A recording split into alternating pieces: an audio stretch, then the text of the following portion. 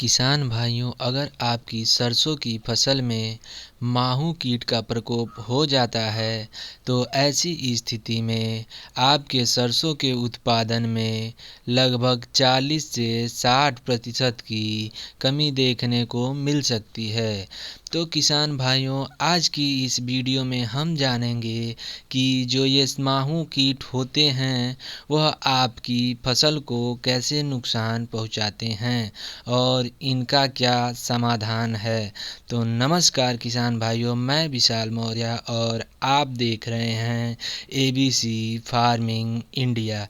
किसान भाइयों, अगर आप हमारे चैनल पर पहली बार आए हैं तो कृपया हमारे चैनल को सब्सक्राइब करें और ज़्यादा से ज़्यादा किसान भाइयों को शेयर करें ताकि और भी किसान भाइयों के सरसों को माहू कीट से बचाया जा सके।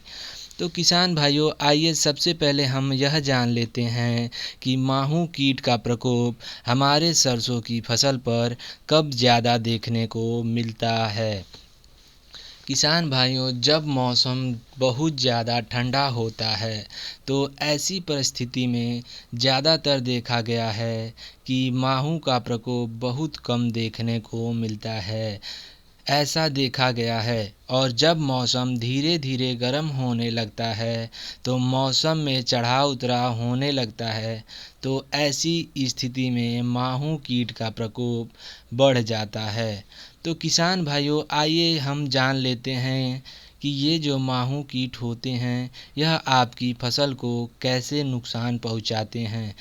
देखिए किसान भाइयों, जब माहू कीट आपकी फसल में आते हैं तो यह सरसों की ऊपरी हिस्से में जहां फूल और फल बन रहे होते हैं यह वहीं पर आकर चिपक जाते हैं और वहां का रस चूस लेते हैं, जिस कारण फल का विकास नहीं हो पाता है और उनमें दाने नहीं बन पाते हैं, जिससे आपकी सरसों की उत्पादन में लगभग 40 से 60% की कमी देखने को मिल सकती है।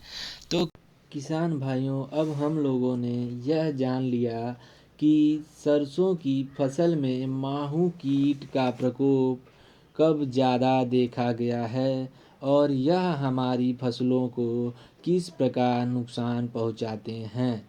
तो आइए अब हम यह जान लेते हैं कि इनको नियंत्रित कैसे करें। किसान भाइयों, जैसा कि हम जानते हैं कि माहू कीट एक रस चूसक कीट हैं, इसलिए हम अपने सरसों की फसल में सिस्टमेटिक इंसेक्टिसाइड का प्रयोग करेंगे, जिसमें पहला सिस्टमेटिक इंसेक्टिसाइड इमिडाक्लोप्रिड 17.8%। यह सिस्टमेटिक इंसेक्टिसाइड 1 से 1.5 ml प्रति लीटर के हिसाब से मिलाकर अपनी सरसों की फसल में स्प्रे करें। और दूसरा इंसेक्टिसाइड है फिप्रोनिल, 5% SC फॉर्म में आता है। इसे आप 50 ml प्रति टंकी के हिसाब से स्प्रे करें। तो किसान भाइयों, मैं रेकमेंड करूंगा कि आप इन दोनों सिस्टमेटिक इंसेक्टिसाइडों किसी एक इंसेक्टिसाइडों का अपने सरसों की फसल में स्प्रे करें। धन्यवाद किसान।